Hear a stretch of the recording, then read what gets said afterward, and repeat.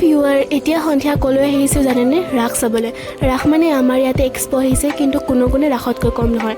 ব'লক আপোনালোককো দেখুৱাই আছোঁ আবতৰীয়াৰ ৰাস। আৰু এয়া চাওক, মই কৈছিলোঁ নহয় ৰাস বুলি, লাগিছেনে আপোনালোকৰ ৰাসৰ নিচিনা? আৰু এয়া চাওক, বিভিন্ন দোকানবোৰো আহিছে, কিন্তু আমি প্ৰথমতে ফুলৰ দোকানকে চাবলৈ আহিলোঁ। ফুলবোৰ দেখিয়ে ভাল লাগিছে, কিন্তু দাম শুনি গুচিয়ে আহিলোঁ একেবাৰে। আৰু ৰাসৰ ভাইবছটো আহিছেই যেতিয়া, কিবাহত নুঠিলেনো হ'বনে? সেয়ে ভাবিলোঁ যে ট্ৰেইনতে উঠোগৈ।